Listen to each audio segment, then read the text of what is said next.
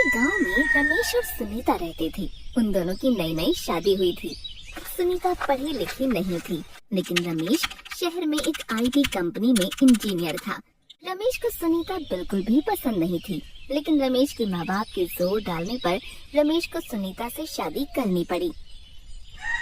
शादी की छुट्टियां खत्म होने के बाद रमेश को वापस ऑफिस जाना था, लेकिन सुनीता की ऐसी हालत देखकर वो मन में सोचता है कि अगर इसे शहर लेकर गया तो मेरे ऑफिस के दोस्त सुनीता से मिलने के लिए बोलेंगे, लेकिन ऐसी गंवार लड़की को मैं अपने दोस्तों से नहीं मिलवा सकता हूँ। और रमेश घर में कोई बहाना बनाकर सुनीता को गांव में ही छोड़कर वापस शहर चला जाता है। सुनीता को अकेले छोड़कर रमेश को जाता देख सुनीता बहुत रोती है। तब रमेश सुनीता से झूठ कहता है। सुनीता, मैं तुमको लेकर शहर नहीं जा सकता हूँ, क्योंकि शहर में मेरे अकेले रहने के लिए जगह नहीं है। फिर मैं तुमको वहाँ कैसे रखूंगा? सुनीता, तुम चिंता मत करो, मैं जल्दी से तुमको शहर में बुला लूंगा।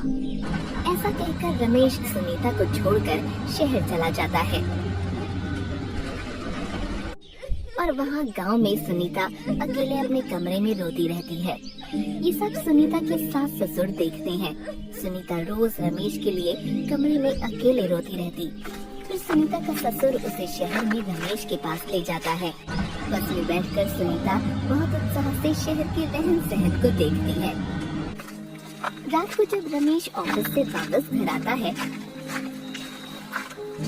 तो सुनीता को देखकर वो हैरान हो जाता है। फिर रमेश से उसका बाप बोलता है। तू तो बहू को गांव में छोड़कर यहाँ आ गया था। वहाँ अकेले इसका तेरे बिन रो रो कर बुरा हाल था, इसलिए तेरी माँ और मैंने इसे यहाँ तेरे पास लाने का फैसला लिया। अब तुम दोनों यहाँ आराम से रहो। ऐसा कहकर उसका बाप सुनीता को रमेश के पास छोड़कर वापस गांव चला जाता है।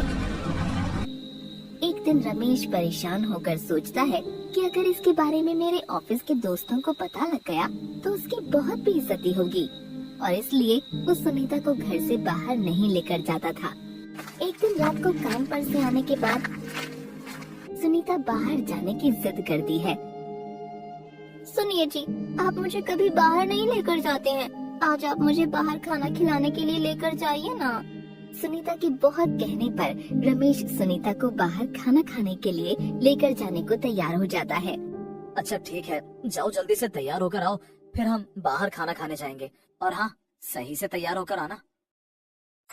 सुनीता तैयार हो जाती है और बिल्कुल गांव की तरह तैयार होकर आती है। चलिए जी, मैं तैयार हूँ। तुम ऐसे बाहर जाओगी मेरे साथ? हाल देखा तुमने अपना, कैसी लग रही हो? हम कहीं नहीं जा रहे, जाओ जाओ अपने कमरे में। आप मुझे लेकर जा रहे हो या मैं अभी बाबूजी को फोन करूं? रमेश अपने माँ बाप की बहुत इज्जत करता था और उनकी हर बात को मानता था, इसलिए सुनीता रमेश को उसके बाप को फोन करने के लिए कहती है। अच्छा अच्छा ठीक है, चलो तुम ऐसे ही, लेकिन एक बात सुन लो, तुम बाहर जाकर मेरी बेइज्जती मत करवाना। ऐसा कहकर रमेश सुनीता को बाहर खाने पर ले जाता है।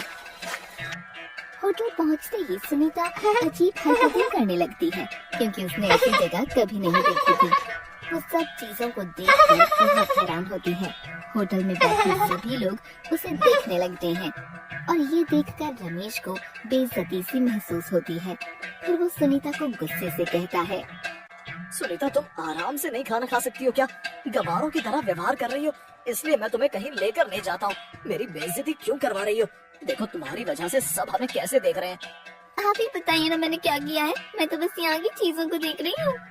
चलो बहुत हो गया खाना, अब घर चलो। वैसे तुमने मेरी बहुत बेइज्जती करवा दी है।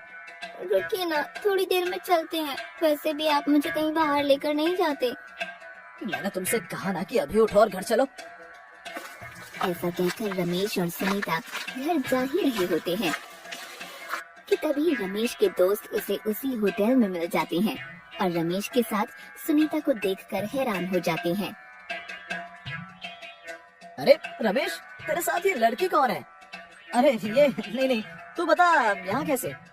कि तभी सुनीता कहती है, हम इनकी पत्नी सुनीता है और ये हमारे पति है। ऐसा सुनकर सब हैरान हो जाते हैं और सुनीता को देखकर आपस में हंसने लगते हैं। ये सब देखकर रमेश को शर्मिंदगी महसूस होती है। अरे रमेश, तूने बताया नहीं तेरी शादी हो चुकी है। चल कभी हमें भी भाभी के हाथों का खाना खिला, हमें भी डिनर पर घर बुला कभी। हाँ भाई साहब, क्यों नहीं आप कल घर पर आ जाइए। भाई साहब सुनकर रमेश के सारे दोस्त हंसने लगते हैं कि तभी बात को काटते हुए रमेश कहता है, हाँ क्यों नहीं, कल ही तुम सब खाना खाने घर आ जाओ। ऐसा कहकर सभी अपने अपने घर चले जाते हैं। घर आकर रमेश सुनीता पर बहुत गुस्सा करता है और सोचता है कि अब ऑफिस में सब लोग उस पर हंसेंगे, उसका मजाक उड़ाएंगे।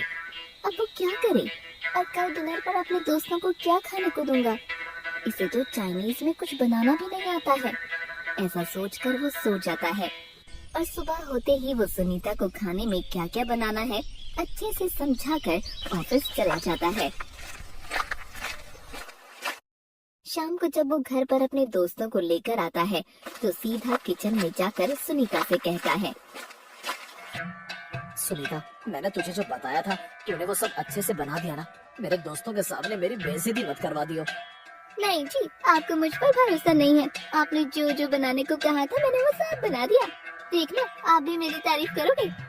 ठीक है, खाना बाहर ले आओ, मेरे सभी दोस्त आ गए हैं। सुनीता खाना लेकर बाहर आती है और सबको खाना परोसने लगती है। फिर सब खाना खाना शुरू करते हैं। कोई पिज्जा खाता है तो कोई बर्गर खाता है। जैसे ही वो लोग खाते हैं तभी उल्टी कर देते हैं। अरे भाई, खिलाना नहीं था तो साफ मना कर देता। ये क्या बनाया है? पिज्जा में इतना सारा नमक कौन डालता है? हाँ रमेश, और ये बर्गर में चीज की जगह ये मक्खन क्यों डाला हुआ है? बुलाना नहीं था तो साफ कह देते ना। ऐसा कहकर वो सब खाना छोड़कर गुस्से में वहाँ से चले जाते हैं। सुनीता, ये क्या किया तूने? मैंने तुझे सुबह सब समझाया था, फिर भी तूने ये क्या बनाया है? तुझे पता है मेरी कितनी बेइज्जती हो गई है?